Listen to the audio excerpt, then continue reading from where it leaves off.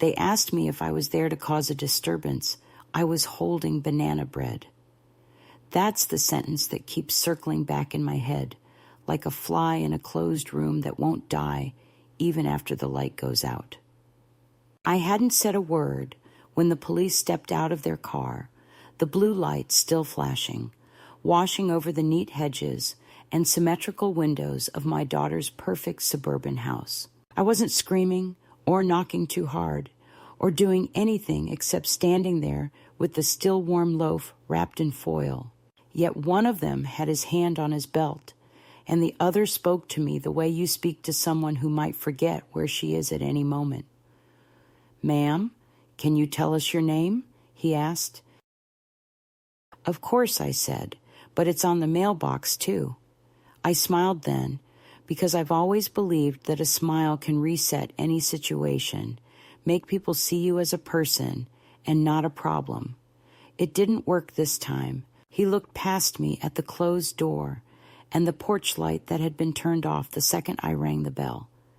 I'm 81, but I walk straight and my mind has more order than my daughter's pantry ever did. I live alone now in a one-bedroom apartment above a dry cleaner's, the kind of place that smells faintly of starch and old promises. I make my own meals, pay my bills, and water a plant that refuses to die just to spite me. I don't own much anymore, but I keep my dignity polished like good silver. That morning, when I woke up and decided to visit her, I thought it would be a surprise, the nice kind, the kind where a mother shows up and says, "I was just in the neighborhood," and everyone laughs because of course she wasn't.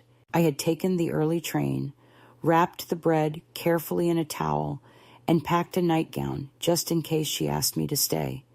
I didn't tell her I was coming because, in my mind, family never needed appointments.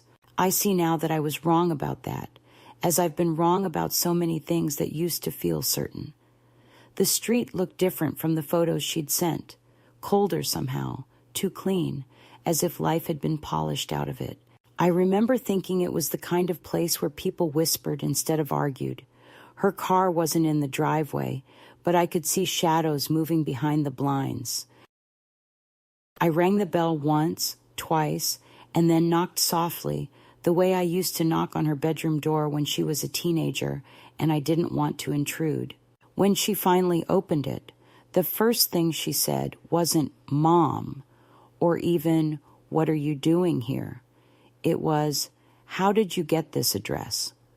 The question was sharp, defensive, and I could see the outline of a man behind her, someone tall, unfamiliar, half hidden by the hallway light. I thought maybe I'd walked into the wrong house, but then I saw the family photo on the wall. Her husband, the little boy I hadn't seen in 2 years, my grandson.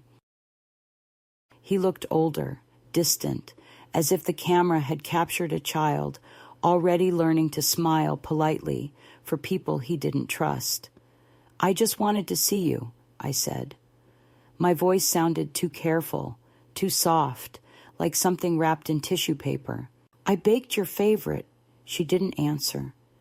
She stepped outside, pulling the door almost closed behind her, like she was keeping something, or someone, from slipping out. "Mom, you can't just come here," she said, her words quiet but trembling with anger. "It's not a good time." Her eyes darted back toward the house. "You should have called." I wanted to ask why, to remind her that there used to be no bad time for a mother to knock, but before I could speak, a car stopped at the curb. 2 officers stepped out, adjusting their jackets, as if they'd been told to prepare for something delicate. That was the moment I realized she had called them. Not a neighbor, not a passerby. Her, my daughter. It's strange how the body reacts to betrayal. Mine didn't shake or cry. It simply went still, like an animal deciding whether to run or play dead. One of the officers asked if I needed medical assistance. I told him no, I needed to sit down, but that's not the same thing. He looked uncertain, glancing at my daughter, who was pretending to study her shoes. "Ma'am," he said gently, "your daughter tells us you've been under some stress." I almost laughed. Stress, as if loneliness were a kind of vandalism I'd committed against myself. I wanted to tell him that the only thing I'd done wrong was believing that motherhood was a permanent address. Instead, I stood there on the porch, the bread cooling in my hands, and said, "Well, officer, she should know. She's been the one delivering it. They offered to drive me somewhere, a shelter, a hotel, anywhere that wasn't this driveway. I said no, thank you. I wasn't homeless, not yet." I walked away slowly, down the manicured street, lined with houses that all looked like apologies, wrapped in vinyl siding. I didn't look back, because I already knew she wouldn't be standing there watching. When I reached the corner, the police car still idled by her mailbox, waiting to make sure the disturbance, meaning me, was resolved.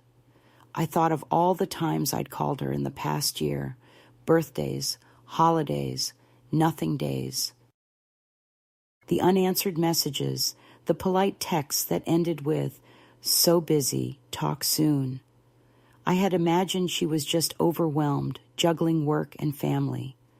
I hadn't realized she'd already made a quiet ceremony of erasing me. At the bus stop, I sat with the bread still in my lap. I didn't open it, though the smell of it, warm sugar, brown butter, the faintest trace of nutmeg, filled the air like something alive. A man sitting next to me said, "That smells good." I said, "It used to mean something." He nodded, not understanding, but polite enough to pretend. The bus came, and I climbed aboard, careful with my knees, careful with everything. Through the window, I saw the blue light fade as the police drove away. My daughter's house disappeared behind the hedges, like it had swallowed itself whole. On the ride home, I tried to remember the last time she'd invited me over. It had been 3 years earlier, after my husband's funeral, when she still spoke gently out of pity. She'd said, "You can always stay with us if you need to," but her eyes had already started to flicker toward her phone, toward other lives, other duties. Maybe she'd never meant it. Maybe I'd simply heard what I wanted to believe. Mothers do that. We fill in the silences with love because the alternative is too empty to hold. When I got back to my apartment, I set the bread on the counter. It looked smaller somehow, deflated, as if it knew it had failed its mission. I sat in my chair by the window, the one that faces the streetlight, and stared at it until the foil caught the glow and turned silver white. I thought of calling her, of demanding an explanation, an apology, something human. But what would she say? That she panicked? That she thought I might embarrass her? Or worse, that she hadn't thought of me at all, just reacted the way people do when something inconvenient shows up at their door? I turned the phone over, then set it face down on the table. The silence was thick but clean, like a freshly wiped slate. I didn't cry. I don't cry much anymore. Tears used to be proof of love. Now they feel like receipts for things that were never really purchased. I just sat there until the night wrapped itself around me and the streetlight flickered out. Somewhere in another part of the city, she was probably putting her son to bed, telling him stories about good people and bad people, and I wondered which version of me she used for the moral. When I finally went to bed, I placed the banana bread on the windowsill. By morning, the foil had fogged with condensation, and a small sparrow was pecking at the crust through a tear in the wrapping. I let it. Something should get nourishment from that visit, even if it wasn't me. That was 3 weeks ago, and still, every night before I sleep, I hear that question again. Calm, professional, detached. "Ma'am, are you here to cause a disturbance?" And I keep thinking, yes, maybe I was. Maybe after 81 years of being quiet, obedient, and reasonable, showing up uninvited was the most honest thing I'd done. Maybe disturbance is just another word for being remembered. When the clerk at the motel asked me to fill out the check-in form, I wrote my name slowly, the way one does when trying to remember that it still belongs to them. "Emergency contact?" she asked, tapping the space with her pen. I left it blank. For the first time in my life, there was no one whose number made sense there. The room smelled faintly of bleach and tired carpets, but it was warm, and the hum of the air conditioner was steady, almost maternal. I sat on the bed and looked at the banana bread. The foil had torn in one corner, and the scent of it rose into the stale air, sweet and useless. I thought about leaving it for the cleaning lady, with a note that said, "For someone who still gets welcomed at a door," but even that felt too dramatic. I was past the age for drama, or so I had believed until that afternoon, when 2 policemen had looked at me as though I were a fragile trespasser in the life I had built from scratch. The next morning, I woke early, before the traffic began, and decided to walk. The city looked different at that hour, less sure of itself, like it hadn't put its face on yet. I found a diner with chipped coffee mugs and a waitress who called everyone honey. I sat near the window, watching the light rise over the parking lot. Across from me, a young couple argued quietly about something on a phone screen, their hands touching without awareness. I wanted to tell them that even love, if you're not careful, becomes a negotiation over who gets to define the story. Instead, I drank my coffee and thought about the first time my daughter and I fought. She had been 17, standing in the kitchen with her arms crossed, telling me I was too involved, too protective, too much. I had laughed then because it sounded like a compliment disguised as rebellion. Now I realized she had been drawing her border even then, preparing to become someone who could live without me. By the time I finished breakfast, I had decided to go back to her house, not to beg, but to retrieve what was mine, my dignity, or at least my understanding of what had happened. I needed to see her face again, to ask her why she had called the police instead of opening the door. I rehearsed the conversation in my head as I rode the bus back, telling myself I would stay calm, that I would simply request a few minutes of truth. But truth, I would learn, is the one thing people guard more fiercely than money. When I reached her street, the air was heavy with the smell of cut grass and something chemical, like varnish. The neighborhood shimmered in that bright, cruel way expensive neighborhoods do, sunlight bouncing off perfect windshields. Her house was quiet, blinds drawn, but I knew she was home. Her car sat neatly in the driveway, and a child's bicycle leaned against the garage. I stood on the sidewalk for a long time, clutching my handbag, unsure whether courage and foolishness were just the same impulse in different lighting. Then I walked up the path and rang the bell. No answer. I rang again, longer this time. Finally, the door opened halfway, and her husband appeared. His face was polite in the way a doctor's is before bad news. "She's not feeling well," he said. "It's not a good time." I told him I'd only need a minute, that I just wanted to clear a misunderstanding. He looked over my shoulder as though measuring the distance to the street, and then he said it. "We think it's best if you don't come by anymore."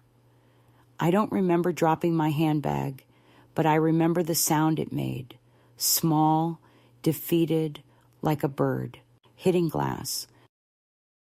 He picked it up and held it out to me as though it might be contagious.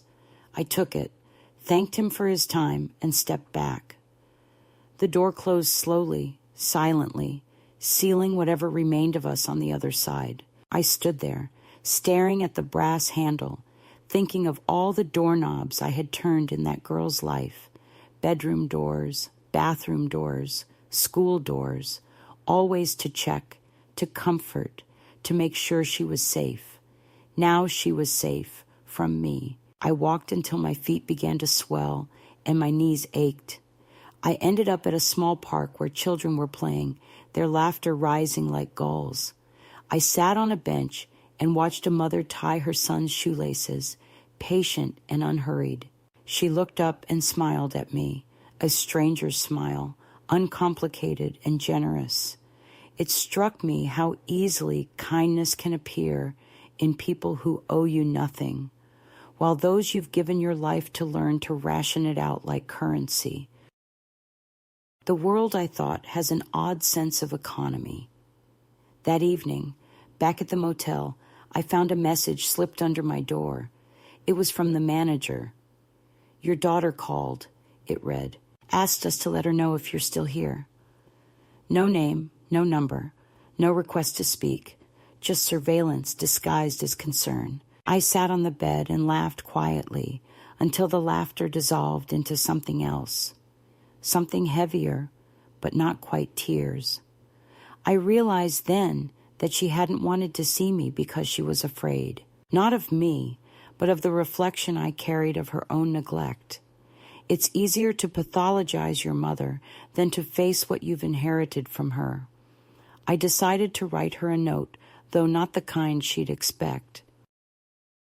I wrote that I understood how fear can disguise itself as control, how sometimes love becomes so tightly managed it turns sterile. I wrote that I forgave her, but I didn't mean it yet.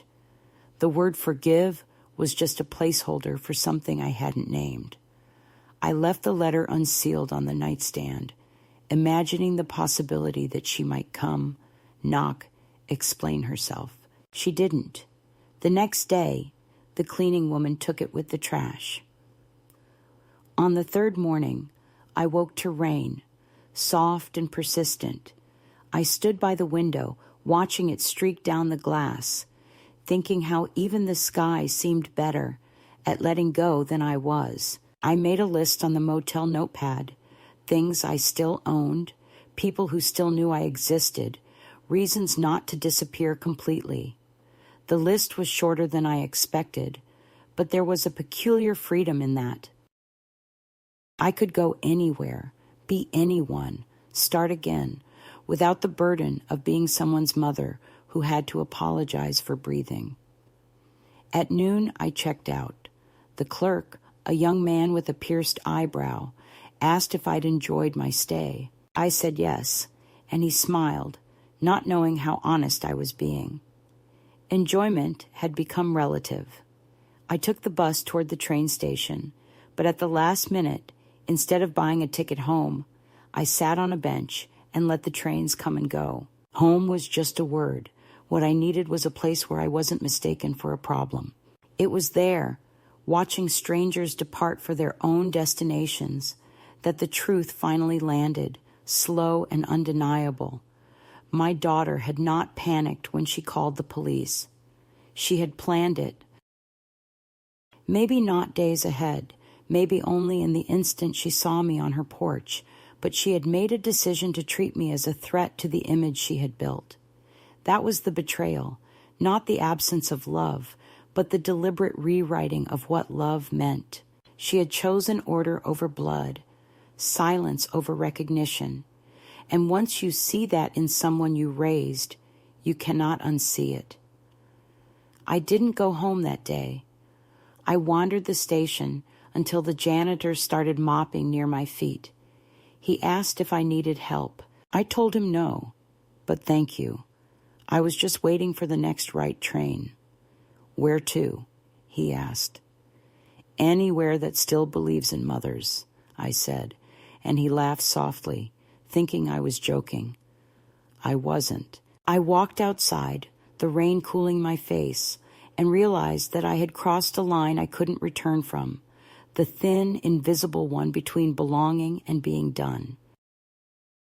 That was the true catalyst, not the police lights or the slammed door, but the quiet understanding that my life had been repossessed by people who wanted the furniture, but not the history. Everything that followed would grow from that single moment on the porch, from that polite voice asking for my name as if it were evidence. Betrayal rarely announces itself with shouting. It comes dressed as reason, carrying paperwork and apologies. And once it arrives, you either shrink to fit the space they leave for you, or you step out into the weather and start walking. I chose the latter, though I didn't yet know where my steps would lead. Only that they were mine, and that after so many years of giving everything away, the sound of my own footsteps felt like the first honest music in a long, long time. The motel room emptied of meaning after the fourth night.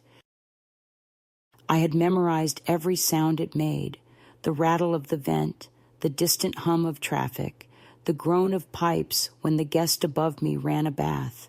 Routine is supposed to comfort, but in that small, stale space, it only confirmed that I had become a spectator of my own life. The banana bread was gone, left on a bench outside the train station for whoever needed it more.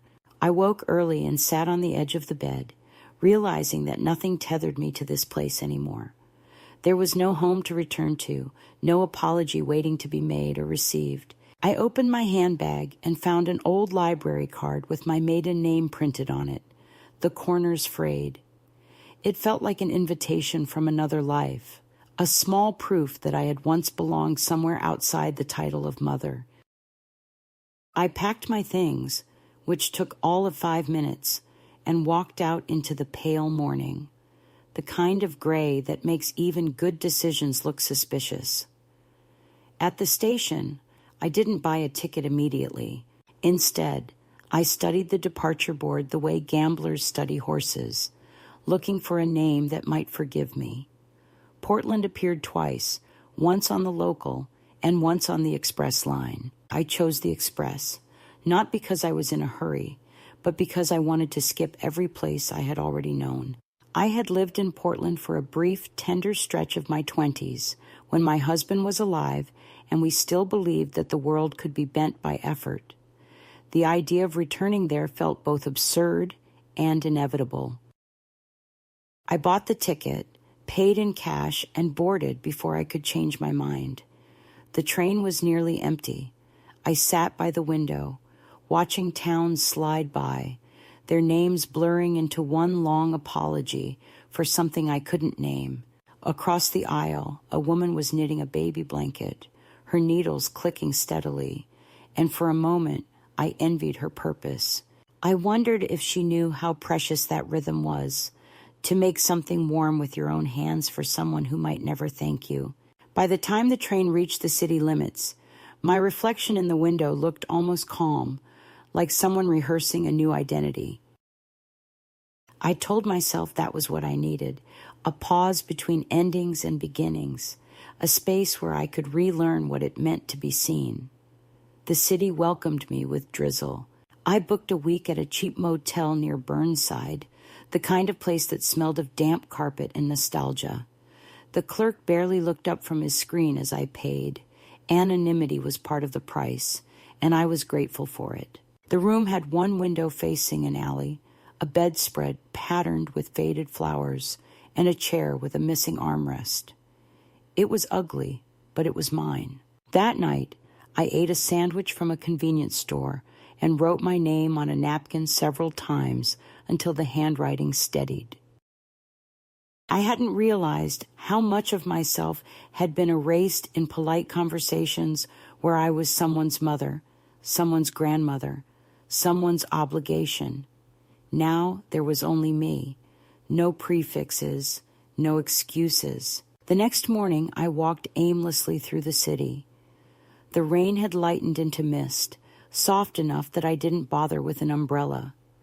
I wandered into a small park where pigeons gathered around a man scattering breadcrumbs from a paper bag. He nodded at me, as if recognizing another creature of habit. I sat on a bench, my knees complaining but obedient, and watched the gray sky settle over the trees. For the first time in weeks, I felt invisible in a way that didn't hurt. No one expected anything from me. I could vanish, and the world would go on, which was both terrifying and liberating. In the afternoon, I found a thrift shop that smelled of cedar and forgotten stories. On a rack near the back, I discovered a navy wool coat with deep pockets and a lining that had begun to fray at the seams.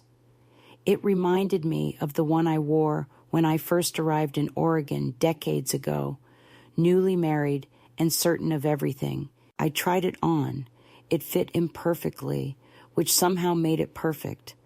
I bought it for $8, exact change, and wore it out of the store. The weight of it on my shoulders was reassuring, a reminder that I still had form and gravity. People passed me on the street without a second glance, and for once, that anonymity felt like grace. Days passed without structure. I walked in the mornings, lingered in cafes where no one asked my name, and read newspapers left behind by strangers. I learned to recognize the city's small rhythms, the bakery that opened before dawn, the florist who sang off-key as she swept the sidewalk, the boy at the corner store who always added an extra sugar packet to my coffee. These details stitched themselves into a quiet kind of routine, one that belonged only to me. Yet under that calm surface, something restless kept turning, a low hum of questions I wasn't ready to face. What had made my daughter cross that invisible line from discomfort to cruelty? Was it shame, resentment, exhaustion? Or had she simply inherited the same hunger for control that once drove me to organize her life into neat compartments of safety? One evening, while folding my clothes, I found an old envelope tucked inside the lining of my handbag. It was a letter I had written to her years earlier, after the birth of her son. A clumsy, tender note about how motherhood never ends, it just changes its shape. I had signed it "Love Always, Mom," in blue ink. Reading it now felt like eavesdropping on a stranger. I tore it into pieces and dropped them into the trash, but one fragment landed on the carpet, face up, the word "always." I left it there. Promises that absolute don't deserve rescue. The first real test came a week later, when I realized my savings would run out sooner than expected. I hadn't planned beyond escape, and escape, as it turns out, doesn't pay for rent. I sat on the edge of the motel bed, the city lights flickering through the curtains, and felt the old panic stir, the same fear that had once kept me tied to people who measured love in dependency. But then something quieter followed. The knowledge that I had survived worse. I took a piece of motel stationery and began listing possibilities. Cleaning work, cafe shifts, library assistant. I didn't care what it was, only that it belonged to me. The next morning, I walked to a small cafe on the corner that had a handwritten sign in the window. Help wanted, morning shift. The woman behind the counter looked skeptical when I asked. "You sure you can handle early hours?" she said. "I've been waking up early for 80 years, I replied. She smiled, a little despite herself, and told me to come the next day for a trial. That night, I ironed my blouse with the motel iron and rehearsed how to pour coffee without trembling. I didn't sleep much, but the sleeplessness felt different now, alive, electric, like the body preparing for a new chapter it hadn't expected to earn. My first shift was chaos. The coffee machine hissed like an angry creature, the orders blurred together, and my feet screamed by noon. Yet when I wiped the counter and saw my reflection in the chrome, flushed and alert, I felt something close to pride. The manager handed me a few dollars in tips and said, "You're slow, but you smile right. People like that." I thanked her and walked out into the rain, the bills damp in my pocket, my heart steadier than it had been in months. Back at the motel, I spread the money on the table. Not much, but tangible. Proof that I still had currency in the world. I thought of calling my daughter then, not to reconcile, but to announce, I am still here. I am working. I am not the fragile story you tell your friends, but I didn't.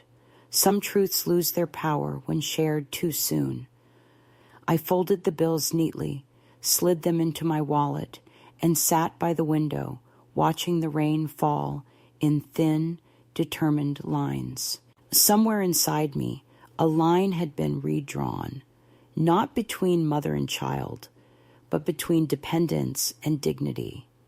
By the end of the month, I had moved out of the motel into a rented room above an elderly woman's house. She introduced herself as Joyce, a name as solid as the walls of her home. "I like quiet," she said. "So do I replied. It wasn't quite true. I liked the sound of living, just not the noise of being dismissed. My room was small but bright, with a window that faced the street and a chair that creaked when I sat in it. On the dresser, I placed a single photograph of myself, taken decades ago, a reminder that I had once been whole without anyone's permission. Each night before bed, I touched the frame lightly, not out of vanity, but gratitude. It was in that room, under the hum of the city, that I began to understand what had really been taken from me. It wasn't love. Love is too durable for erasure. It was the version of myself that had existed only in relation to others, the caretaker, the listener, the convenient shadow. That version had been dismissed from my daughter's life, but in the quiet of Joyce's house, I realized I didn't need to retrieve her. I could let her go, the way people release birds that have forgotten how to fly. The thought frightened me and freed me in equal measure. By the time the leaves began to turn, the ache of betrayal had dulled into something steadier, something like resolve. I still thought about the porch, about the officer's careful tone, about the moment my daughter's eyes slid past me like I was a problem to be managed. But the memory no longer bled. It only pulsed, a scar instead of a wound. I had crossed the first threshold of survival, not the dramatic kind, but the quiet one, where you start to trust your own silence again. And in that silence, for the first time in years, I began to hear myself think. The change began quietly, so quietly that I almost mistook it for fatigue. I would wake before dawn, not because I had to, but because I wanted to watch the light arrive. It slid through the curtains of my rented room like something cautious and new, softening the edges of everything it touched. The cracked wallpaper, the chipped teacup, even the worn skin on my hands. I would sit there in that pale half-light, sipping instant coffee from a mug with someone else's name on it, and think about how little the world cared for continuity. The mug had belonged to Joyce's late husband, and she hadn't bothered to hide it away. "It's just a cup," she had said when she saw me looking at it, but I could tell she meant more. "Life keeps going," she implied, "and the objects that outlast us aren't shrines, they're just leftovers." I found a certain comfort in that idea, in the thought that maybe I, too, could be something ordinary again, no longer an emblem of loss or failure, but a simple woman with a job and a room and mornings that belonged entirely to her. The cafe became my anchor. It wasn't glamorous. The floor tiles were cracked. The smell of burnt toast clung to the air, and the coffee machine moaned like an old dog. But it gave me rhythm. Every morning at 6, I'd tie my apron, wipe down the counter, and begin the ritual of small kindnesses, pouring coffee, listening to stories, pretending that the exchange of warmth for coins was enough to hold the world together. The regulars came in like clockwork, the nurse from the night shift, the contractor who always asked for extra sugar, the quiet man with the crossword who nodded instead of speaking. They didn't know my history, and I didn't offer it. I was just the woman behind the counter who remembered their orders and never complained about the weather. It was a form of invisibility I could live with, because this time it was chosen. One morning, A young woman came in, no more than 25, her hair damp from rain. She looked flustered, searching her bag for money she didn't have. "Don't worry about it," I told her. "Just pay next time." She looked up, surprised, and said, "People don't usually do that." I shrugged and handed her the cup. "People usually forget how to," I said. It was a small exchange, nothing worth remembering, yet it lodged somewhere deep inside me. There was a time when I would have given things to be loved. Now I gave them simply to feel real. That distinction, I think, marked the beginning of my return to myself. When my shift ended that day, I walked home slowly, the air thick with drizzle. I passed a bookstore with a hand-painted sign that read, "Second Chances, Used and Rare." I went in without meaning to. The shop was narrow, the shelves crowded with titles that leaned against each other like old friends. The owner, a woman with gray streaks in her hair and paint on her fingers, looked up from the counter. "Looking for something?" she asked. "I'm not sure yet," I said. She smiled. That's the best kind of customer. I wandered for nearly an hour before I found it, a slim notebook bound in green leather, blank pages waiting to be claimed. I bought it, even though it cost more than I could justify, and when I got home, I opened it carefully, as if it might resist. On the first page, I wrote, "Today I am not waiting to be remembered. Today I am remembering myself." The words were shaky, uneven, but they felt like a beginning. Writing became a habit, quiet and necessary. Each night I sat by the window, recording fragments, not the grand story of my life, but the small textures of it, the sound of Joyce humming while she cooked, the way steam curled from a customer's cup, the smell of rain mixing with dish soap. I avoided the subject of my daughter, not out of cowardice, but because I didn't want her to take up more space than she already had. Sometimes I wondered if she thought of me at all, if she ever glanced at her phone and considered dialing. I imagined her rehearsing the apology she'd never make, telling herself that time would smooth everything out. Time does smooth, but it also erases, and I had decided that this time I would not be the one fading. Joyce, for her part, never asked questions. She was the kind of woman who believed privacy was the last dignity left in the world. But one evening, as we sat in her kitchen peeling apples, she said, "You don't talk much about your family." I hesitated, then replied, "There's not much to say. They're alive, and I'm learning to be." She nodded, slicing an apple with the precision of habit. "Families are strange," she said after a moment. "They can love you to death and still bury you while you're breathing." I looked at her then, surprised by the bluntness, and saw in her face the faint outline of her own battles. "Did you have children?" I asked. She smiled wryly. "One. He sends postcards sometimes, mostly to remind himself he's a good person." We laughed, not because it was funny, but because laughter was the only sound that didn't hurt. In those weeks, the city began to change shape for me. I learned which streets caught the morning light, which buses were least crowded, where to find a seat by the river when I needed to think. The act of living, of making choices, however small, became a kind of defiance. I wasn't waiting for anyone to open a door or invite me back.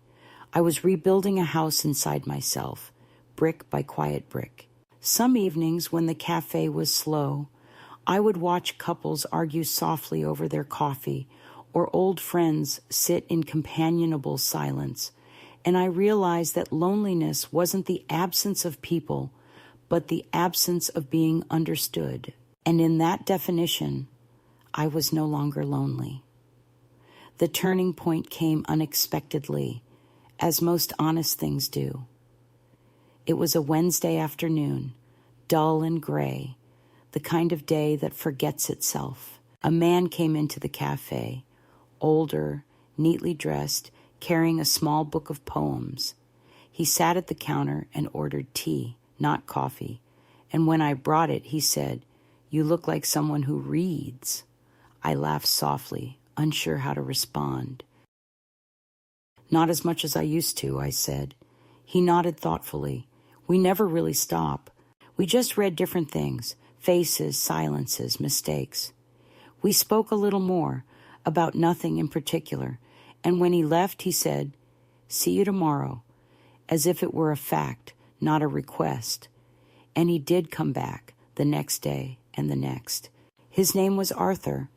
He had been a teacher once, widowed 10 years. He told stories the way some people breathe, quietly but with intention. I didn't tell him mine, not fully, but he never asked. He seemed to understand that not all stories are meant to be unfolded on demand. Our conversations were small, almost fragile, about birds, weather, books we had both forgotten, but they grew roots. I would see him walking past the cafe window, his cane tapping lightly against the pavement, and I would feel something stir that wasn't quite hope, but close enough. One evening, after closing, I found a folded scrap of paper near the register. It was a quote, handwritten in his careful script, "You are not too late for your own life." I didn't know if he meant it for me or for himself, but I carried it home and slipped it between the pages of my notebook. That night, I wrote longer than usual.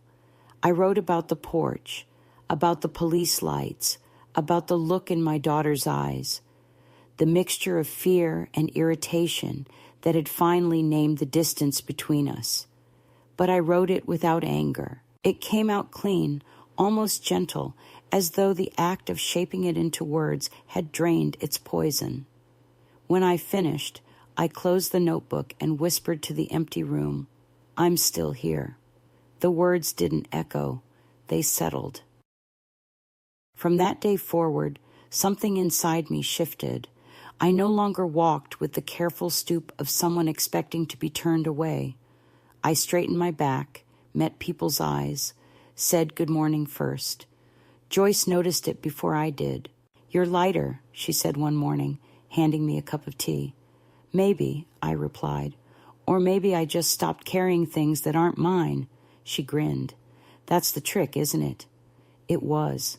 It was the quietest revolution I'd ever led, and the only one that had ever worked. I didn't need forgiveness or reunion. I didn't need to be anyone's lesson. I just needed to keep moving, one deliberate breath at a time, until the story of me no longer began with what was taken, but with what remained. The letter came on a Thursday, tucked between an electricity bill and a grocery flyer, as if the universe wanted to disguise cruelty among the ordinary. I almost missed it. The envelope was plain, the handwriting too careful, the kind that tries to look calm while the hand trembles. I recognized my daughter's neat, deliberate script immediately, though I hadn't seen it in years. The sight of it sent a tremor through me that I didn't want to name, something between dread and the foolish hope that maybe, just maybe, she had written to say she was sorry. I took it upstairs to my small room and sat on the bed with it in my lap for a long time before opening it.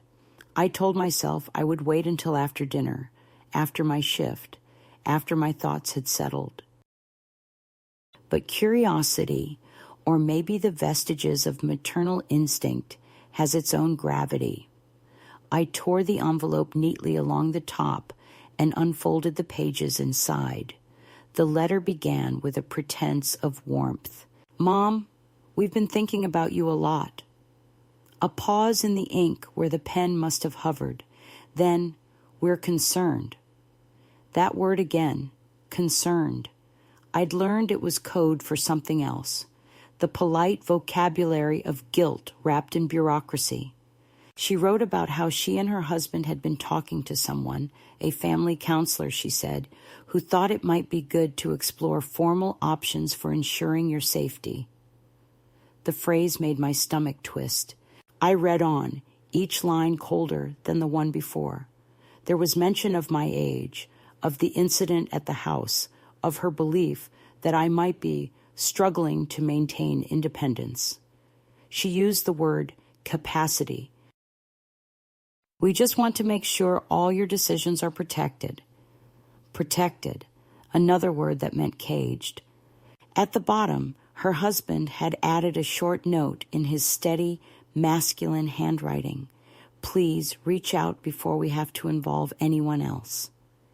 It wasn't a threat, but it wasn't not one either. I folded the letter once, twice, then again until it was a small square.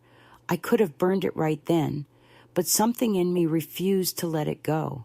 I tucked it in the drawer next to my notebook, as if proof were still necessary. That night, I went through my own papers, birth certificate, bank statements, the small insurance policy I'd kept since my husband died, even my medical records. It wasn't panic that guided me, but the clear-headed understanding that I had entered a different kind of war. When you're young, people try to own your body. When you're old, they try to own your mind. The forms are different, but the hunger is the same.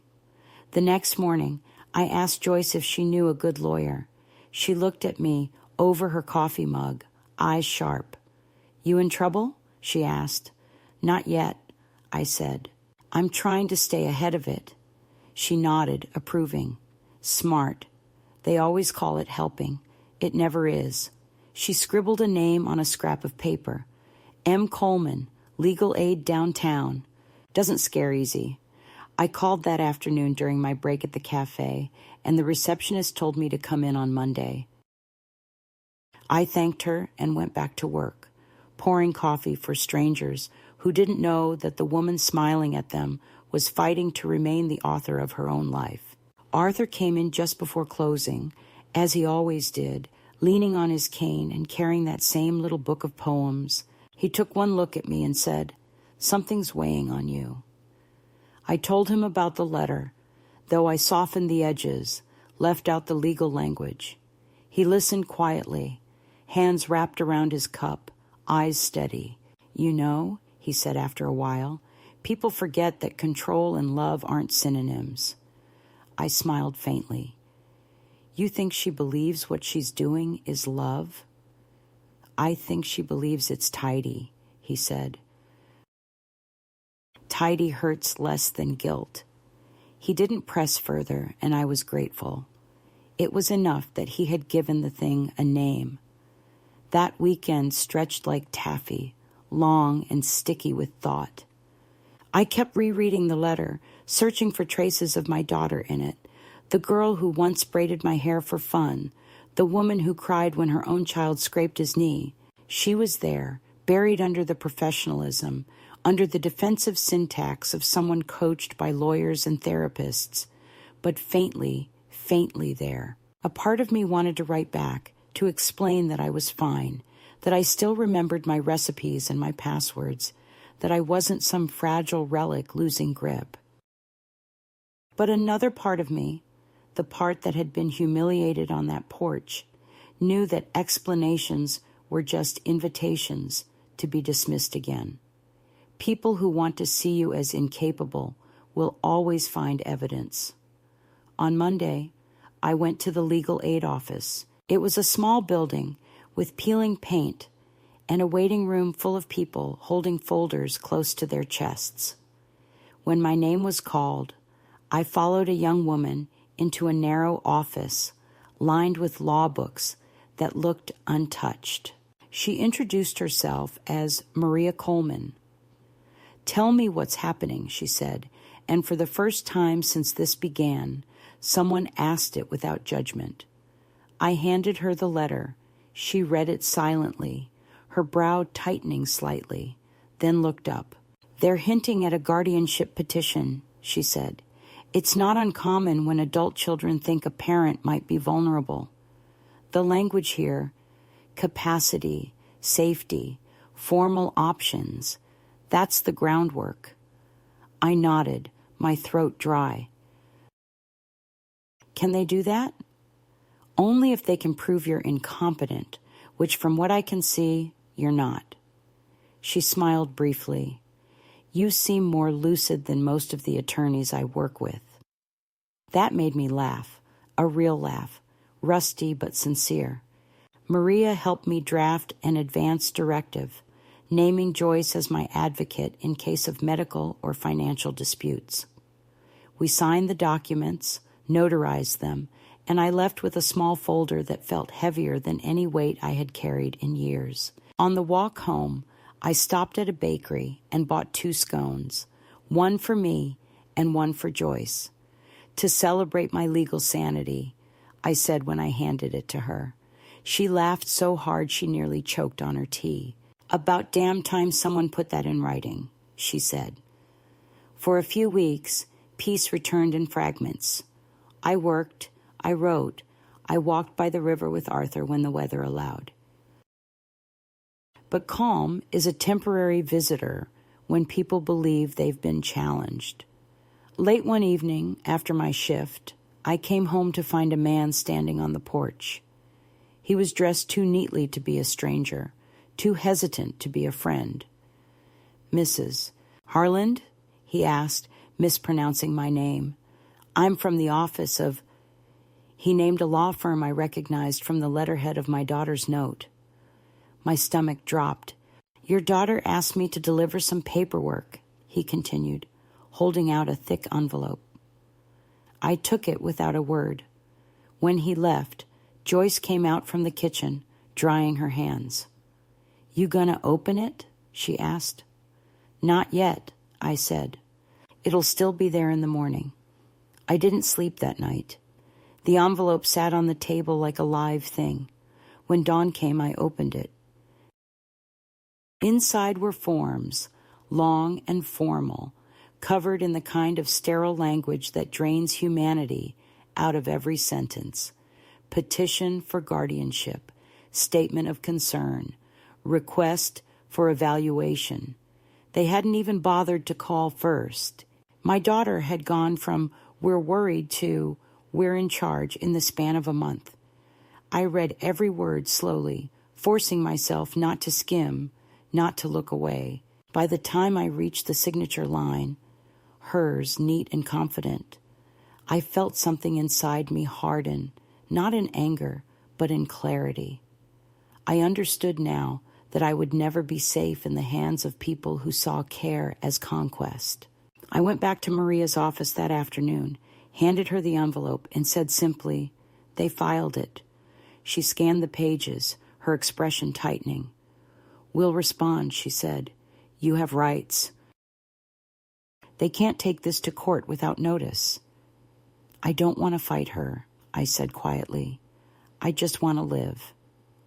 She looked at me with a kind of gentleness that wasn't pity. "Sometimes living is the fight," she said. The days that followed were a blur of paperwork, meetings, and questions designed to humiliate. Forms asking if I remembered the date, the president, my own address, as if selfhood could be measured in trivia. I answered them all, calmly, accurately. Joyce came with me to one of the evaluations, sitting beside me like a silent guard dog. "She runs this house better than I run my own life," Joyce told the evaluator when asked about my daily function. I wanted to hug her, but I knew she would have hated that. In the meantime, the cafe continued.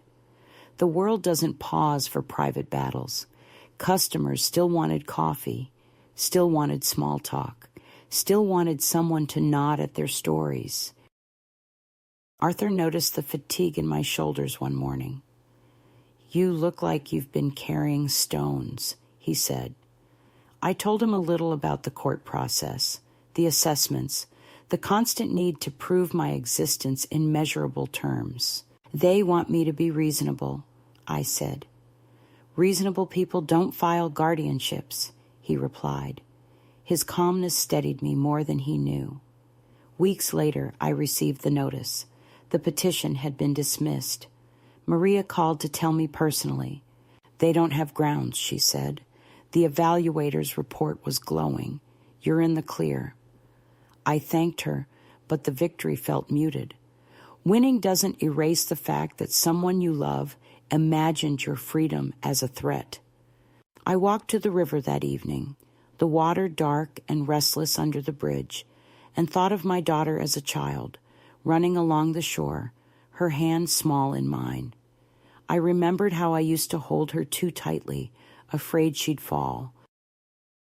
Maybe I had never learned to loosen that grip, and now she was returning the favor with cruelty disguised as care. That night, I wrote her one last letter. It wasn't angry. It wasn't even defensive. I wrote that I was alive, that I was capable, that she didn't need to worry anymore because I had finally learned what independence meant. I told her that control is not protection and love is not ownership. I told her that the next time she wanted to keep me safe, she should start by leaving me alone. I didn't mail it. Some words are meant only for the writer. I slipped it into my notebook, beside Arthur's quote, and closed the cover gently. The following morning, as I walked to work, I passed a garden where the first crocuses had begun to bloom, small and defiant against the chill. I stopped to look at them, at the stubbornness of beauty returning after frost.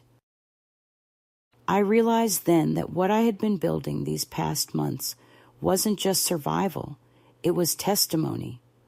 Proof that even after being erased, a person can rewrite herself into existence. The legal papers, the letters, the cafe, the friendships, they weren't defenses anymore. They were declarations. I wasn't waiting for permission to live. I was already doing it. That afternoon, Arthur came in later than usual. "You look lighter," he said as he settled into his booth. I smiled. "Maybe I am. The court thinks I'm sane." He chuckled. I could have told them that. I poured his tea and said, "You know, I think I finally understand something." "What's that?" he asked. "Being left behind isn't the worst thing," I said. "Being silenced is. And I don't plan on ever being quiet again." He raised his cup in a small toast. "To noise, then," he said, and I lifted mine. "To noise," I repeated. Outside, the rain began again, steady and unremarkable, washing the world clean enough to begin again. The day I decided to act was neither dramatic nor planned. It began like every other morning, with the low hiss of the kettle and the smell of toast drifting through Joyce's kitchen. The air outside was thick with late spring rain, that silvery kind that makes everything shimmer just enough to look forgiving. I remember standing by the window with my cup of tea, watching the water run down the glass in trembling lines, and realizing that for the first time in many months, I wasn't afraid. Something had shifted quietly inside me since the court dismissed my daughter's petition. I had survived the scrutiny, the humiliation, the paperwork that had reduced my existence to a series of boxes to be checked. But survival wasn't enough anymore. I wanted reclamation. I wanted my life back, not as it used to be, but as it could be if I dared to own it fully, without waiting for anyone to authorize my worth. It started with a letter. Not the kind you send, but the kind you write for clarity, for finality, for yourself. I sat at the small desk by the window and opened my green notebook, the one that had carried my confessions and quiet revolutions. On the first page of a new section, I wrote the date in careful script, as if stamping a seal on a new era. Then I began. This is not a goodbye. This is a declaration. The words came slowly at first, tentative, but then they gathered momentum, like rain swelling into a river. I wrote about the police on the porch, about the motel room, about the letter that tried to put me under her guardianship. I wrote about the way silence corrodes when it's mistaken for consent. I wrote until my hand cramped and the light faded, and when I finished, I had filled 20 pages. I didn't sign my name at the end. I simply wrote, "I am no longer afraid of being forgotten."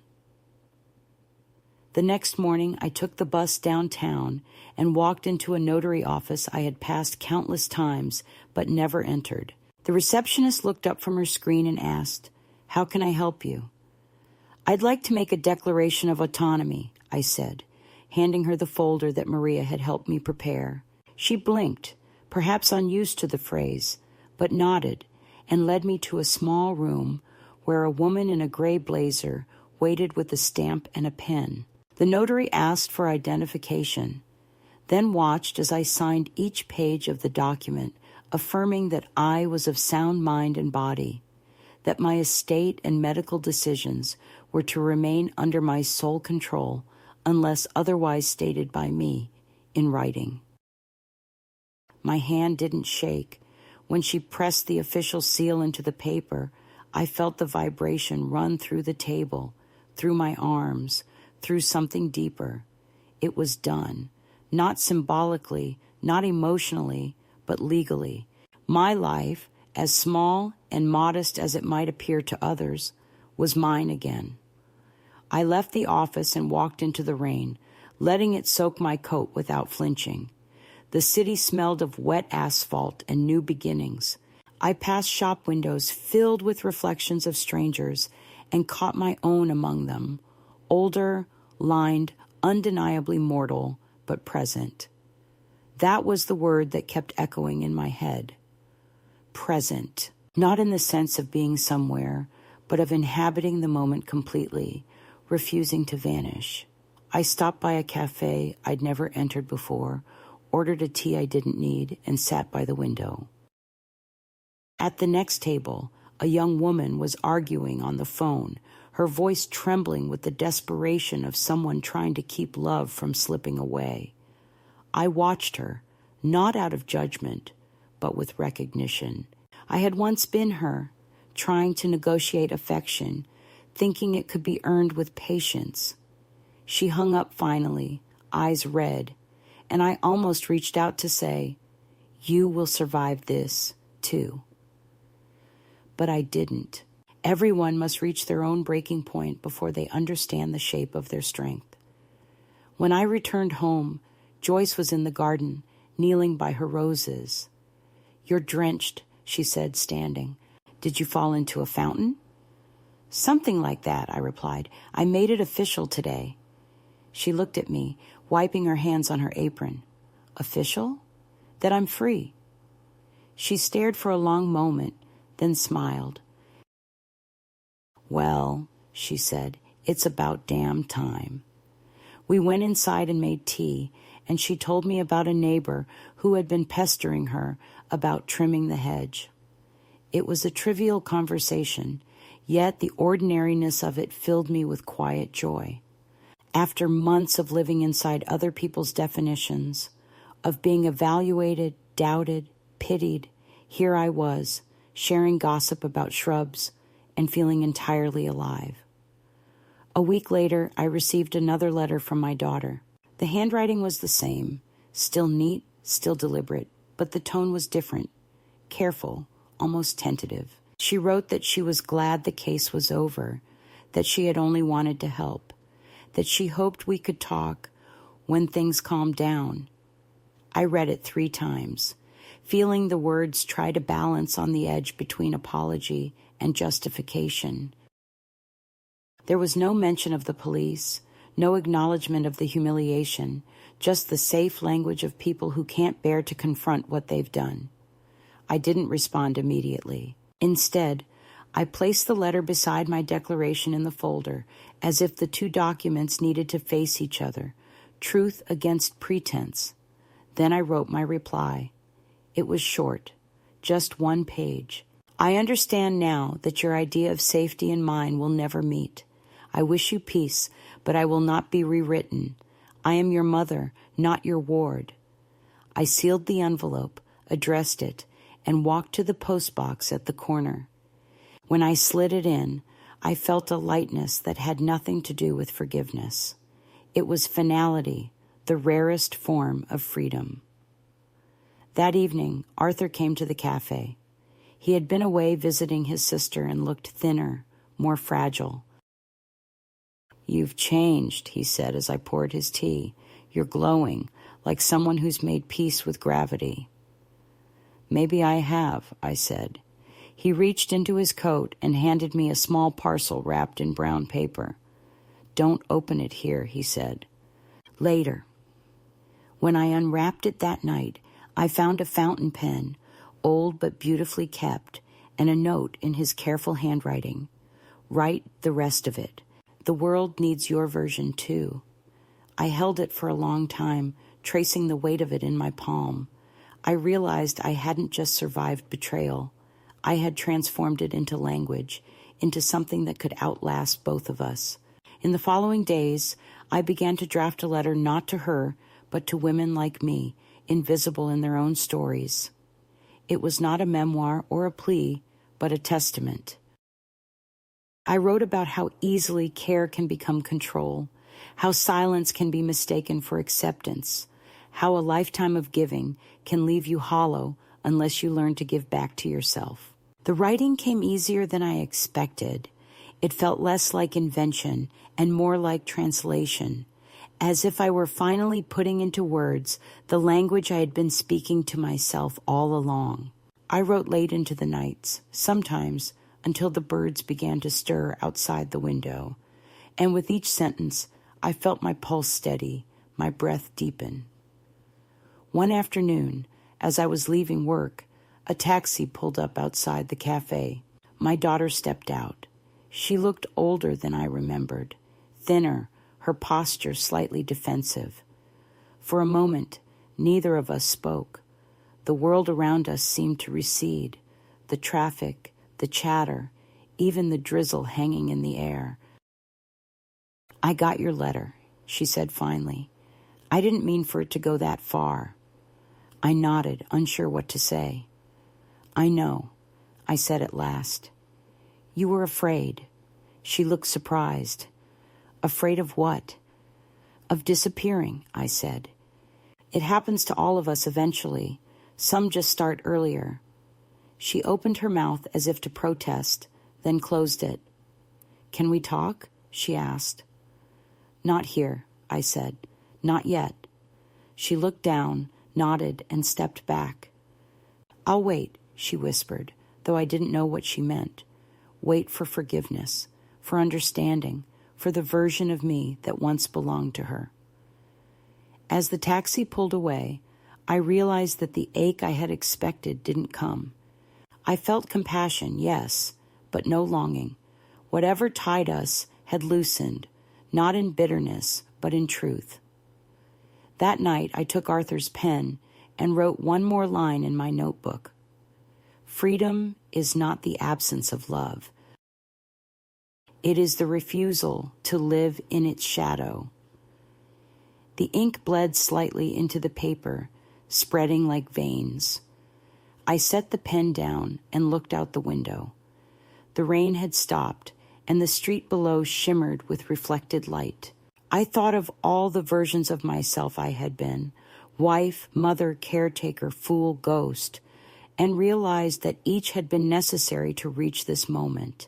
The act of reclaiming my life hadn't come in a shout, but in a whisper that grew louder every day until it became a voice, my own voice. The next morning, I mailed a copy of my declaration and a short essay titled "Inheritance of Silence" to a small magazine that published personal narratives from women over 60. I didn't expect them to print it. I only wanted the words to travel farther than I could. When I walked home, the air was sharp with the scent of lilacs, the city bright and alive around me. I thought of the sparrow that had once pecked at my forgotten bread on the motel windowsill, how I had watched it eat what I could no longer stomach. I smiled at the memory. Let the small things take what they need. I have enough left to build a whole life. When I reached the house, Joyce was waiting on the porch, 2 cups of tea already poured. "You look different," she said as I sat beside her. "I am different," I answered. "I finally signed my name on my own story." She clinked her cup against mine. "Well, keep it safe," she said. "Names are worth more than houses." I laughed softly. The sky was clearing, a pale gold spreading along the horizon. For once, the light didn't feel borrowed. It felt earned, and as the first warmth touched my hands, I understood that this was not the end of anything. It was the start of everything that would come after. The quiet that followed was unlike any silence I had known before. It was not the kind that bruises or presses against your ribs. It was wide, breathable, almost tender. The battles were over, legal, emotional, invisible, and what remained was an odd stillness, the kind that comes when the heart finally stops negotiating with the past. In the mornings, I would wake before the alarm, not because of worry, but out of habit, and watch the light gather slowly across the ceiling. Joyce's house creaked with its familiar rhythms, the kettle beginning to sing, the radio murmuring in the kitchen, the soft tread of her slippers across the linoleum. It was domestic noise, unremarkable and safe, and it wrapped around me like a lullaby for the living. I had thought survival would feel like triumph, but instead it felt like the steady hum of a world that no longer demanded explanation. The magazine wrote back 3 weeks later.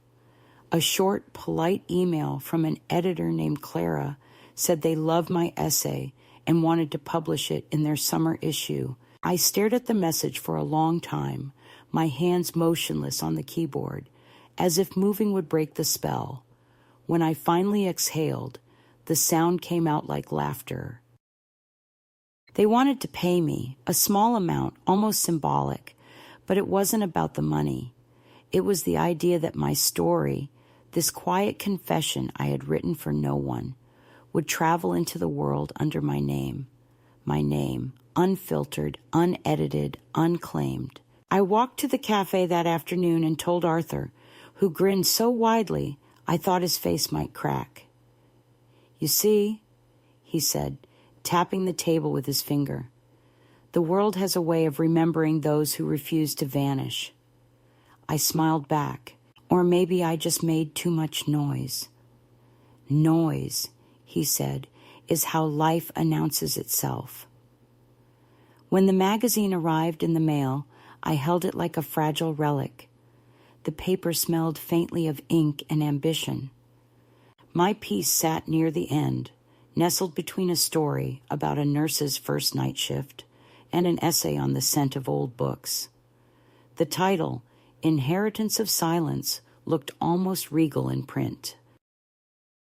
I read it twice, slowly, not to correct it, but to recognize it. The woman in those pages, me, was neither victim nor ghost. She was deliberate, articulate, and alive. Joyce found me sitting at the table with the magazine open in front of me and said, "Well, look at that. You're famous now." "Hardly," I said. "Just less invisible." She patted my shoulder. "That's better than fame." After that, small invitations began to appear, like scattered petals after a storm. A local library wanted me to speak at a community event about aging and independence. At first, I hesitated. What could I possibly say that would matter to anyone? But then I remembered the young woman in the cafe months ago, fumbling for money she didn't have, and the look of surprise when I told her kindness still existed. I said yes. The day of the talk, I wore my navy coat, the one from the thrift shop, and brought Arthur with me for moral support. The audience was small, mostly women, some with gray hair like mine, some younger but already weary around the eyes. I spoke for half an hour, not from notes but from memory, about what it means to lose your voice and then find it again. I told them that silence can be a shelter but also a cage, that sometimes love disguises itself as permission, and that the hardest part of growing old isn't the loneliness, but the disbelief of others in your capacity for renewal. When I finished, no one clapped immediately.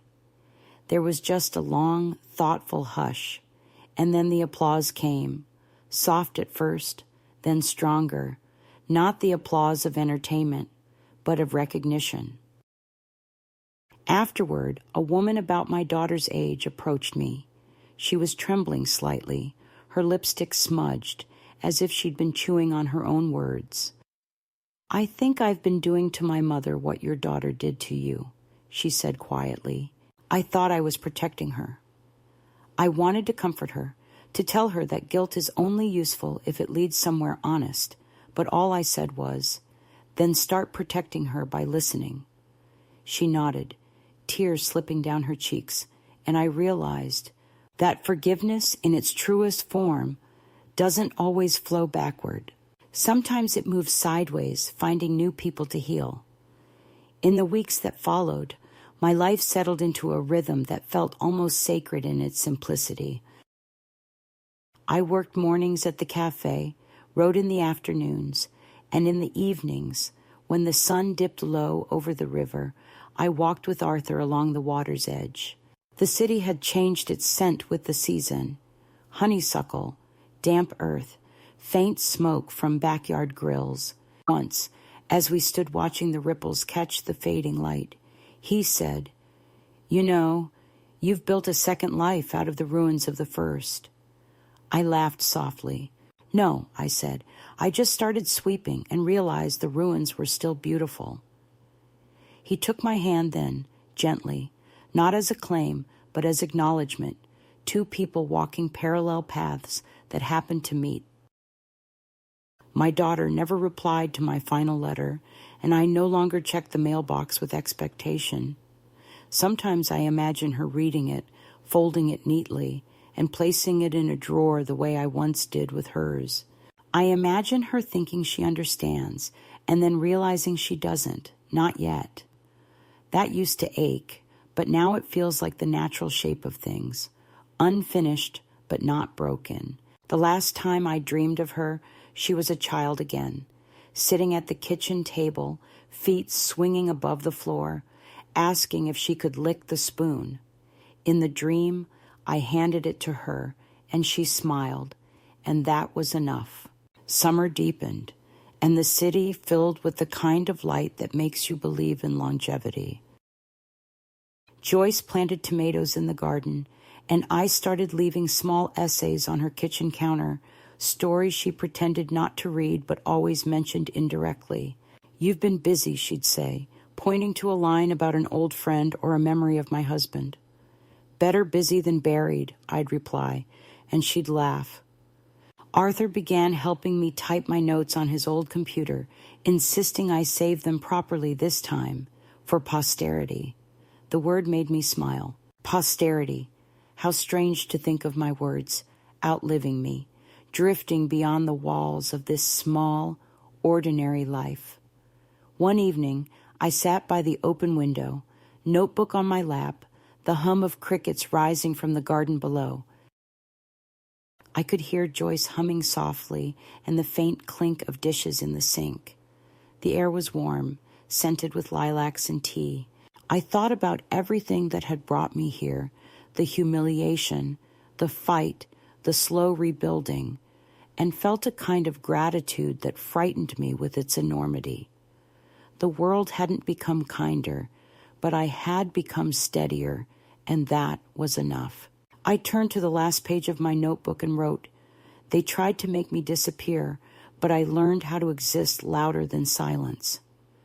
Then I closed it gently, as one might close a door, not in anger, but in completion. Before bed, I stepped out onto the porch. The night sky was vast and clean, the moon low and deliberate. Somewhere in the dark, a train moved through the distance, its low rumble steady as a heartbeat.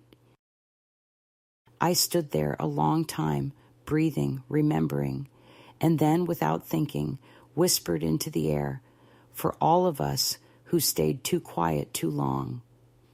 The sound vanished quickly, carried off by the wind, but it didn't matter. The saying of it was the gift. The world doesn't need to echo you to prove you exist. Sometimes it's enough just to hear yourself speak and know the words finally belong to you.